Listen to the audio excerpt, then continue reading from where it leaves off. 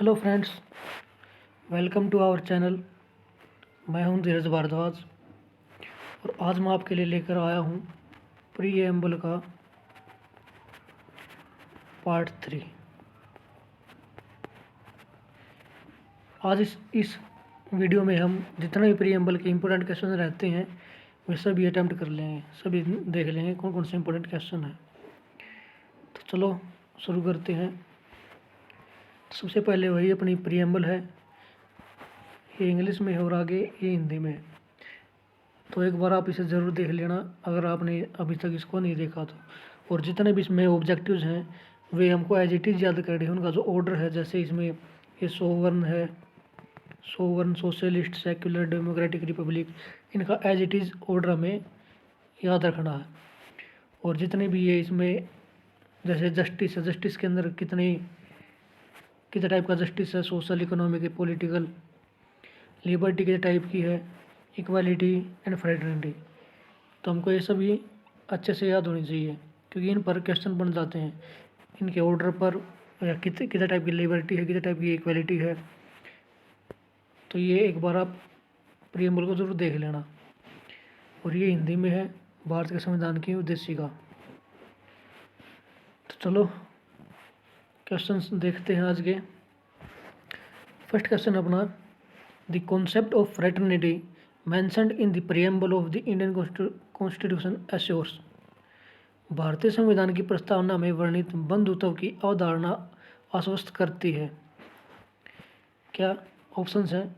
The basic philosophy of the constitution, संविधान का मूल दर्शन। The absence of special privileges of any sections of the society, समाज के किसी भी वर्ग के लिए विशेषाधिकार का अभाव। The dignity of the individual and the unity and integrity of the nation, व्यक्ति की गरिमा और राष्ट्र की एकता और अखंडता। The equal treatments of all citizens, सभी नागरिकों के साथ समान व्यवहार। तो हमें बताना है जो फ्रेटर्निटी है उसका मतलब क्या है, वो क्या चीज़ दिखाती है, क्या चीज़ शो करती है। तो हमने अभी प्रीएम्बल देखी थी, चलो एक बार फिर से देख लेते हैं। जो इसमें फ्रेटर्निटी है, फ्रेटर्निटी के अंदर देखो क्या लिखा है कि fraternity assuring the dignity of the individual and the unity and integrity of the nation. तो यही इसमें है क्वेश्चन में कि जो फ्रेटर्निटी है वो क्या चीज़ एश्योर करती है, बेसिक फिलोसफी या फिर जो ऑप्शन 3 है, the dignity of the individual and the unity and integrity of the nation. तो फ्रेटर्निटी एश्योर करती है dignity of the individual and the unity and integrity of the nation. तो ये अपना करेक्ट आंसर है ऑप्शन 3। व्यक्ति की गरिमा और राष्ट्र की एकता और अखंडता, तो इसमें यहाँ पर लिखा है व्यक्ति की गरिमा, राष्ट्र की एकता और अखंडता। सो our correct answer is option 3। तो चलो नेक्स्ट क्वेश्चन की तरफ। Consider the following statements regarding the preamble of the Indian constitution. भारतीय संविधान की प्रस्तावना के संबंध में निम्नलिखित कथनों पर विचार करें। It defines the objectives and authority of the constitution, यह संविधान के उद्देश्य और अधिकार को परिभाषित करता है। It is not a part of the Indian constitution, यह भारतीय संविधान का हिस्सा नहीं है। Which of the above statements is are correct, उपरोक्त में से कौन सा कथन सही है। तो जो स्टेटमेंट दी गई इनमें से मैंने देखना है कि कौन कौन सी राइट है, कौन कौन सी करेक्ट है। तो जो स्टेटमेंट फर्स्ट अपनी, it defines the objective and authority of the constitution, बिल्कुल सही है कि जो प्रीएम्बल है अपनी ऑब्जेक्टिव्स को भी शो करती है, डिफाइन करती है, और अथॉरिटी को भी। ऑब्जेक्टिव अपने जो कि जैसे डेमोक्रेटिक है, रिपब्लिक है, सोवरन, सेक्युलर, सोशलिस्ट, सारे अपने ऑब्जेक्टिव्स हैं। और अथॉरिटी मतलब अथॉरिटी ऑफ द कॉन्स्टिट्यूशन क्या है, पीपल ऑफ इंडिया। तो जो स्टेटमेंट फर्स्ट है वो बिल्कुल राइट है, बिल्कुल करेक्ट है। जो स्टेटमेंट सेकंड है, it is not a part of the Indian constitution, ये गलत है। क्यों? इसमें लिखा कि यह भारतीय संविधान का हिस्सा नहीं है, ये गलत है। क्यों? क्योंकि जो प्रीएम्बल है वो भारतीय संविधान का हिस्सा है, प्रस्तावना भारतीय संविधान का एक हिस्सा है।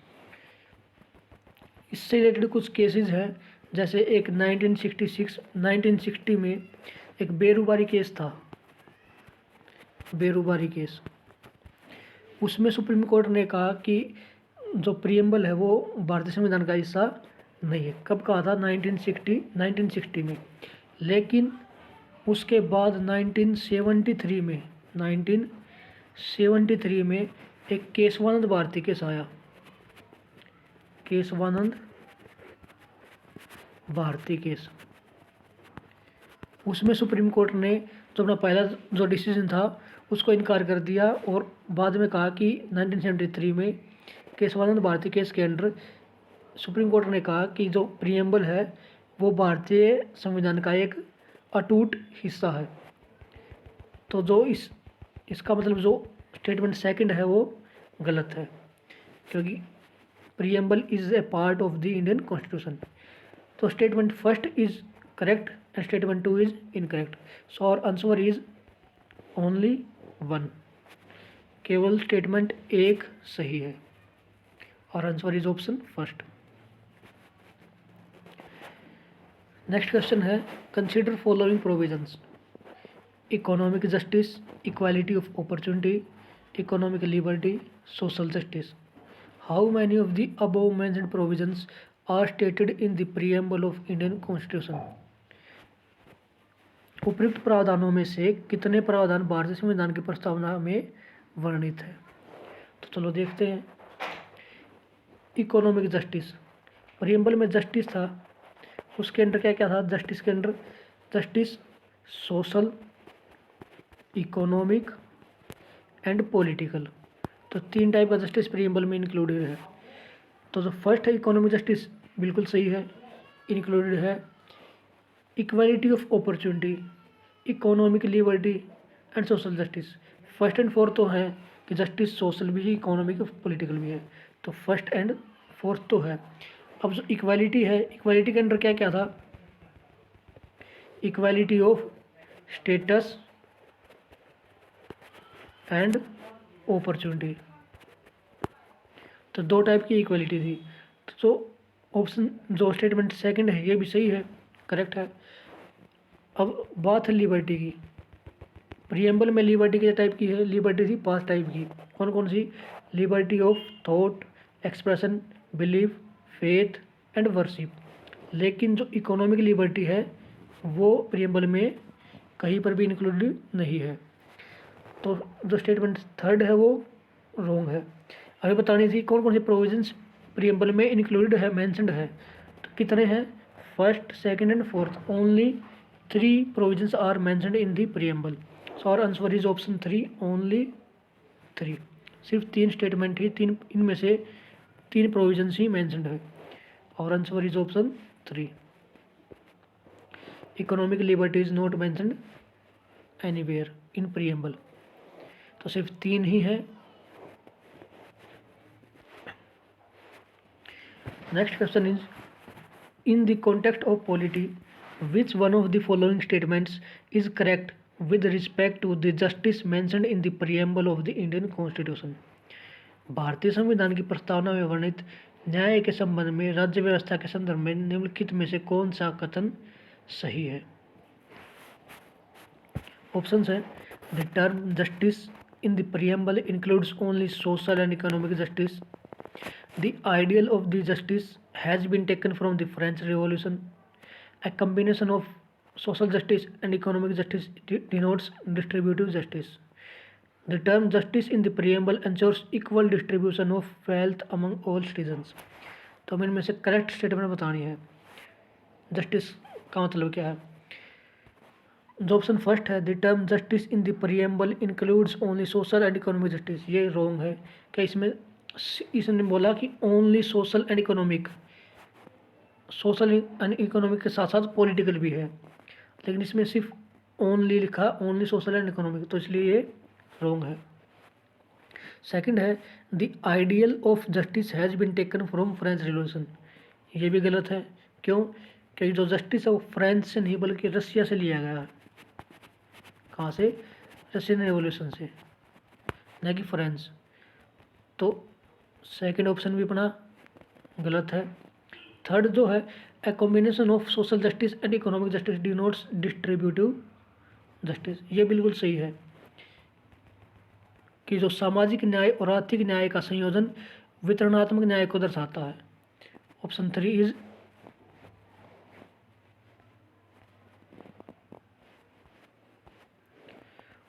Is correct. एंड फोर्थ जो था कि the term justice in the preamble ensures equal distribution of wealth among all citizens, ये भी रॉन्ग है। तो इसका जो करेक्ट आंसर है वो ऑप्शन 3 है कि a combination of social justice and economic justice denotes distributive justice. Option 3 is correct. So our next question is, consider the following statements about the term sovereign which is mentioned in the preamble of Indian Constitution। भारतीय संविधान की प्रस्तावना में उल्लिखित संप्रभु शब्द के बारे में निम्नलिखित कथनों पर विचार करें। First, it implies that India is not a dominion of any other nation but an independent state. Second, it is free to conduct its own internal and external affairs and there is no authority above it. The third is, India can either acquire a foreign territory or cede a part of its territory in favor of a foreign state. How many of the above statements are correct? In statements में से कितने statements correct हैं? 1 है, 2 है, 3 है, 3 9 है या इनमें से कोई भी नहीं? ये बताना कितने स्टेटमेंट इसमें से करेक्ट है। तो चलो पहले स्टेटमेंट देखते हैं। It implies that India is not a dominion of any other nation but an independent state.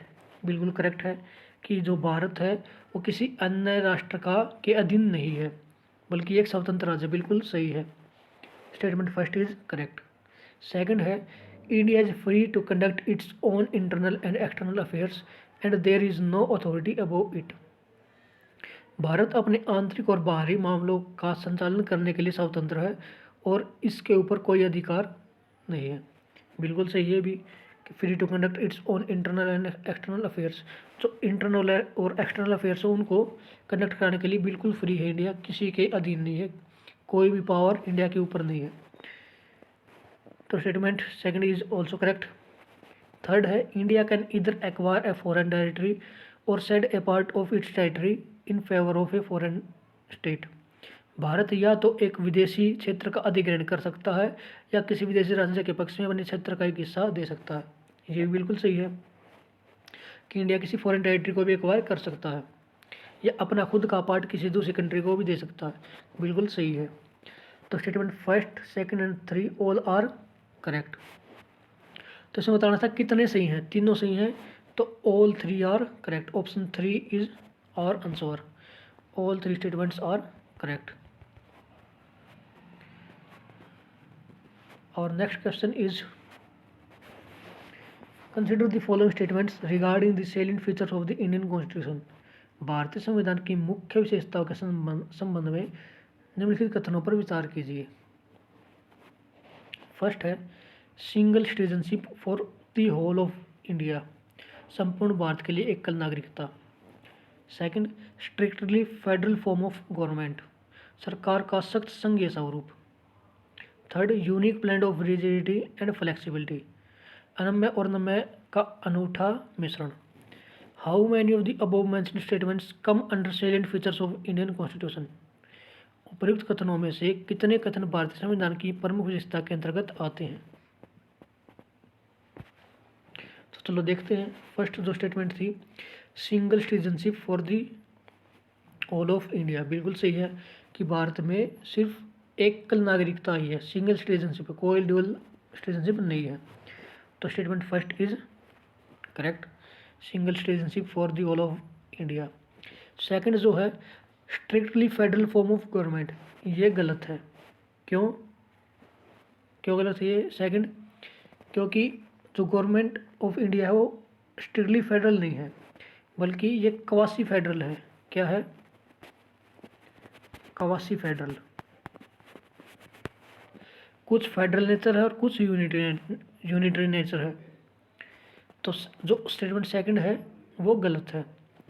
And third is unique blend of rigidity and flexibility, बिल्कुल सही है कि जो भारतीय जो गवर्नमेंट है उसमें कुछ रिजिडिटी भी है और कुछ फ्लेक्सिबिलिटी भी है। तो इनमें से ऑप्शन जो स्टेटमेंट फर्स्ट था वो भी करेक्ट है एंड स्टेटमेंट जो थर्ड है वो भी करेक्ट है। तो बताने थे कितने इसमें मेंशन है, कितने स्टेटमेंट करेक्ट हैं। तो फर्स्ट एंड सेकंड मतलब फर्स्ट एंड थर्ड को सिर्फ 2 ही स्टेटमेंट इसमें से सही है। तो आवर आंसर इज ओनली 2, केवल 2 स्टेटमेंट्स इनमें से सही हैं। केवल 2 statement are the salient features of Indian constitution, सिर्फ 2 स्टेटमेंट ही इसका आंसर है। So our next question is consider the following provision regarding the preamble of the constitution. संविधान की प्रस्तावना के संबंध में निम्नलिखित प्रावधान पर विचार करें। Socialist, secular, integrity, fraternity. How many of the above mentioned provisions are added to the preamble through amendment of the constitution. उपर्युक्त प्रावधानों में से कितने प्रावधानों को संविधान में संशोधन के माध्यम से प्रस्तावना में जोड़ा गया। संशोधन के माध्यम से कितने प्रावधानों को जोड़ा गया ये हमें बताना है। तो ये मैं पिछली क्लास में बताया था कि जो प्रीएम्बल है उसमें सिर्फ एक बार ही अमेंडमेंट हुआ है और वो हुआ था सिर्फ 1976 में। और कौन से अमेंडमेंट में? 42 अमेंडमेंट एक्ट जो था उसके अंडर 1976 में प्रीएम्बल में अमेंडमेंट किया गया था। और उस अमेंडमेंट में प्रीएम्बल में सिर्फ 3 वर्ड जोड़े गए थे। कौन कौन से? सोशलिस्ट, सेक्युलर एंड इंटीग्रिटी, ये 3 वर्ड जोड़े थे।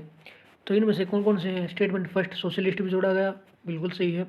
सेक्युलर भी, इंटीग्रिटी भी, लेकिन जो फ्रेटर्निटी हो तो पहले से ही था तो इसे अमेंडमेंट के जरिए नहीं जोड़ा गया। तो कितने प्रोविजंस ऐड किए गए थे? फर्स्ट, सेकंड एंड 3, सिर्फ 3 प्रोविजंस ही ऐड किए गए। So our answer is only 3। जो ऊपर दिए गए जितने भी 4 प्रोविजन हैं इनमें से सिर्फ 3 प्रोविजन ही अमेंडमेंट के जरिए ऐड किए गए। So our answer is option 3, only 3। केवल 3 प्रोविजन ही संविधान में संशोधन के माध्यम से जोड़े गए। और next question is which of the following statement about the term liberty is correct. Liberty शब्द के बारे में निम्नलिखित में से कौन सा कथन सही है?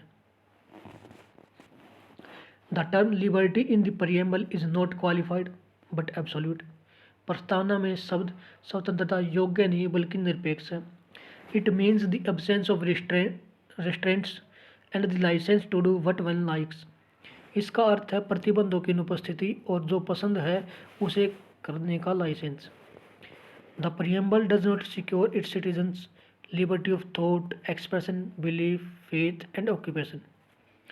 It is enjoyed within the limitations of the Constitution.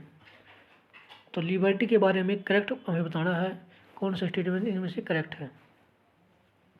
तो जो फर्स्ट स्टेटमेंट है the term liberty in the preamble is not qualified but absolute, ये रॉन्ग है, उल्टा लिखा गया। इसमें क्या है?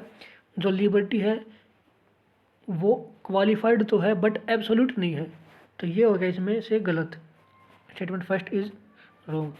सेकंड जो है it means the absence of restraints and the licence to do what one likes. इसका अर्थ है प्रतिबंधों की अनुपस्थिति और जो पसंद है उसे करने का लाइसेंस, ये भी गलत है क्योंकि हमारे ऊपर कुछ ना कुछ लिमिटेशंस तो लगी रहती है। तो हमारा जो मन करे वो सिर्फ वो ही नहीं कर सकते हम, कुछ ना कुछ लिमिटेशंस हमेशा होती हैं। तो statement second is also wrong. Third है the preamble does not secure its citizens liberty of thought, expression, belief, faith and occupation.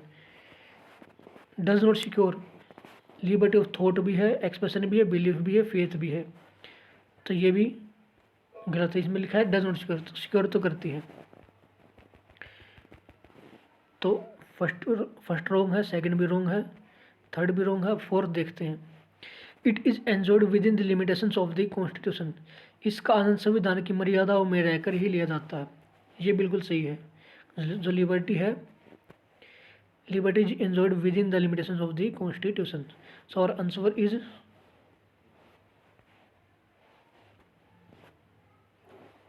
Answer is option 4। It is enjoyed within the limitations of the Constitution. Next question is, which of the following words were part of the original text of the preamble to the Indian Constitution? निम्नलिखित में से कौन सा शब्द भारतीय संविधान के प्रस्तावना का मूल पाठ था?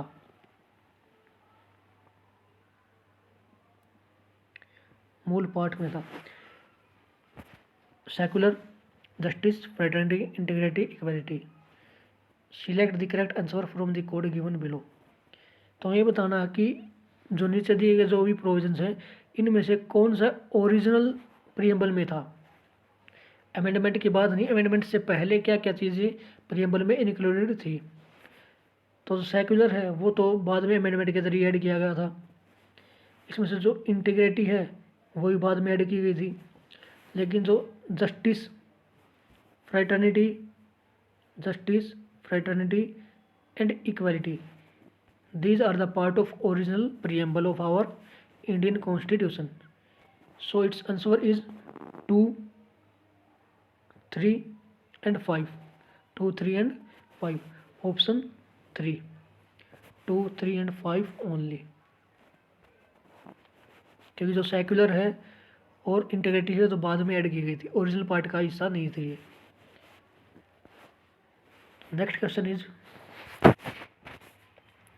the preamble to the Constitution of India as adopted on 26th of November 1949 originally described India as a sovereign republic, democratic republic, socialist republic, secular republic. Select the correct answer using the code given below. Bharat के संविधान की प्रस्तावना जैसा कि 26 नवंबर 1949 को अपनाया गया था ने मूल रूप से भारत को एक के रूप में वर्णित किया। संप्रभु गणराज्य, लोकतांत्रिक गणराज्य, समाजवादी गणराज्य, धर्मनिरपेक्ष गणतंत्र। तो 26 नवंबर 1949 को मतलब ओरिजिनल प्रियम्बल के अंदर क्या क्या चीज़ें थी। ओरिजिनल प्रियम्बल में सोवर्ण था, सोवर्ण, डेमोक्रेटिक एंड रिपब्लिक, सिर्फ ये थी। जो सेक्युलर, सोशलिस्ट था वो बाद में ऐड किया गया था। तो ऑप्शन फर्स्ट भी था, सेकंड भी एंड थर्ड सोशलिस्ट तो था नहीं कि ये अमेंडमेंट के जरिए ऐड किया। सेकुलर भी अमेंडमेंट के जरिए ऐड किया गया। तो 3 और 4 को छोड़कर जो फर्स्ट एंड सेकंड था वो अपना करेक्ट आंसर है।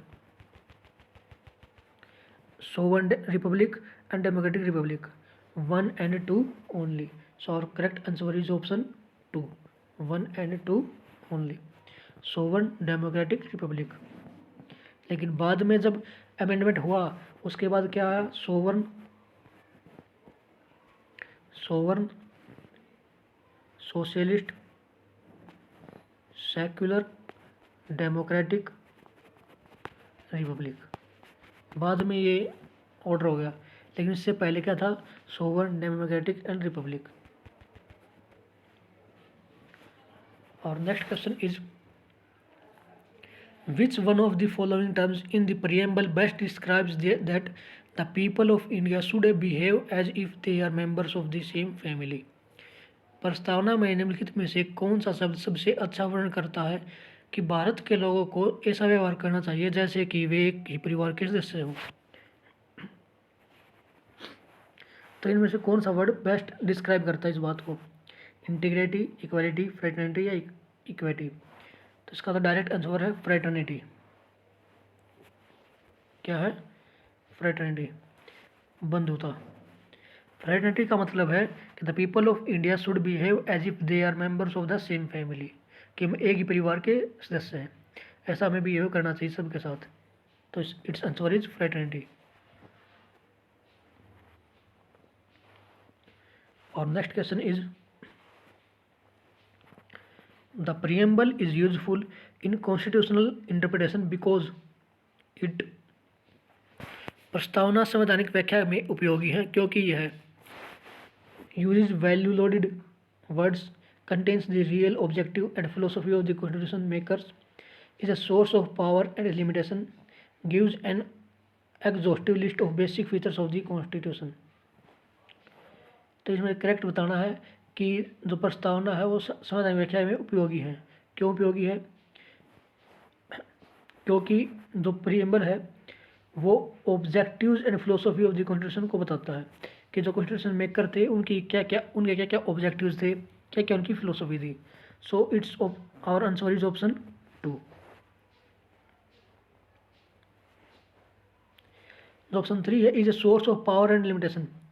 जो लिमिटेशन है वो तो ना तो सोर्स ऑफ पावर है और ना ही सोर्स ऑफ लिमिटेशन है, किसी भी टाइप की लिमिटेशन नहीं शो करता और ना ही किसी भी टाइप की पावर को शो करता। सो जो ऑप्शन 3 है वो तो गलत है। एंड ऑप्शन जो 4 था, gives an exhaustive list of basic feature of the constitution, कि संविधान की मूल विशेषताओं की एक विस्तृत सूची देता है। यह पूरी लिस्ट को शो नहीं करता, इसमें कुछ कुछ ऑब्जेक्टिव्स को ही शो करता है जो कॉन्स्टिट्यूशन में इंक्लूडेड है। तो it's answer is option 2। It contains the real objective and philosophy of the constitution makers. संविधान निर्माताओं का वास्तविक उद्देश्य और दर्शन शामिल है, इसलिए ही ये इंटरप्रिटेशन में यूजफुल है। Next question is, which of the following components are explicitly revealed by the preamble. निम्नलिखित में से कौन से घटक प्रस्तावना द्वारा स्पष्ट रूप से प्रकट किए गए हैं। Source of the authority of the constitution, संविधान के अधिकारों का स्रोत। नेचर ऑफ इंडियन स्टेट, भारतीय राज्य की प्रकृति। Federal nature of the Indian constitution, भारतीय संविधान की संघीय प्रकृति। Date of adoption of the constitution, संविधान को अपनाने की तिथि। ऑब्जेक्टिव्स ऑफ द कॉन्स्टिट्यूशन, संविधान के उद्देश्य। तो इनमें से कौन कौन से प्रीएम्बल में इंक्लूडेड है ये हमें बताना है। जो फर्स्ट स्टेटमेंट है, source of the authority of the constitution, बिल्कुल करेक्ट है कि प्रीएम्बल में सोर्स ऑफ अथॉरिटी को शो किया गया है। और सोर्स ऑफ अथॉरिटी है कौन? People of India, we the people of India. तो जो भारत के लोग हैं वही सोर्स ऑफ अथॉरिटी है। तो statement first is correct. Nature of Indian state, बिल्कुल ये इंडियन स्टेट के नेचर को भी शो करता है कि जो इंडियन स्टेट है वो सोवर्ण होगा, सोशलिस्ट है, सेक्युलर है, डेमोक्रेटिक रिपब्लिक है। तो इंडियन स्टेट के नेचर को भी शो करता है। तो फर्स्ट भी करेक्ट है, सेकंड भी करेक्ट है। जो थर्ड स्टेटमेंट है, federal nature of the Indian constitution, ये रॉन्ग है कि ये प्रीएम्बल में इंक्लूडेड नहीं है। कि प्रीएम्बल में कहीं भी फेडरलिज्म का यूज नहीं किया गया, तो फेडरल नेचर को तो शो नहीं करता। तो जो स्टेटमेंट 3 है वो इनकरेक्ट है। जो फोर्थ है, date of adoption of the constitution, बिल्कुल सही है कि जो प्रीएम्बल में डेट ऑफ अडोप्शन को भी शो किया गया है। और वो डेट ऑफ अडोप्शन को क्या है? 26 नवंबर 1949। प्रीएम्बल में सिर्फ डेट ऑफ अडोप्शन को इंक्लूड किया गया है, ये याद रखना। लेकिन जो डेट ऑफ एनफोर्समेंट है, डेट ऑफ एनफोर्समेंट लागू करने की जो तिथि है वो इंक्लूडेड नहीं है, तो ये याद रखना। ओनली डेट ऑफ अडोप्शन है, न कि डेट ऑफ एनफोर्समेंट। फिर जो है, ऑब्जेक्टिव्स ऑफ द कॉन्स्टिट्यूशन, संविधान के उद्देश्य को शो करती है, बिल्कुल सही है। तो इसमें से सिर्फ जो स्टेटमेंट 3 था वो रॉन्ग है। फर्स्ट भी ठीक है, सेकंड भी, थर्ड भी एंड फोर्थ भी। थर्ड रॉन्ग है, फोर्थ एंड फिफ्थ है। तो 1, 2, 4 एंड 5, 1, 2, 4 एंड 5 ऑप्शन 3। और आंसर इज 1, 2, 4 एंड 5। सो ये थे आज के अपने सारे क्वेश्चन। लगभग सभी प्रीएम्बल से रिलेटेड जितने भी इम्पोर्टेंट एमसीक्यू हमने कवर कर लिए। और ये आगे अपनी प्रीएम्बल है इंग्लिश में और हिंदी में, अगर किसी ने नहीं देखी तो इसमें से देखकर याद कर लेना। तो प्रीएम्बल से प्रस्तावना से रिलेटेड जितने भी एमसीक्यू थे वो हमने कवर कर लिए। पार्ट 3 है, पार्ट 1 और पार्ट 2 पहले ही हमने अपलोड कर दिया। ये पार्ट 3 था जिसमें हमने सभी क्वेश्चंस को अटेम्प्ट कर लिया। अब नेक्स्ट जो आने वाली वीडियो उसमें हम union territory, citizenship, fundamental rights and DPSPs को कवर करेंगे। तो अगर आपको वीडियो पसंद आई हो, कंटेंट अच्छा लगा हो, तो वीडियो को लाइक करना, कमेंट करना और चैनल को सब्सक्राइब ज़रूर कर लेना, ताकि आने वाली वीडियोज़ का नोटिफिकेशन आप तक पहुँच सके। Thank you very much. Thank you all of you.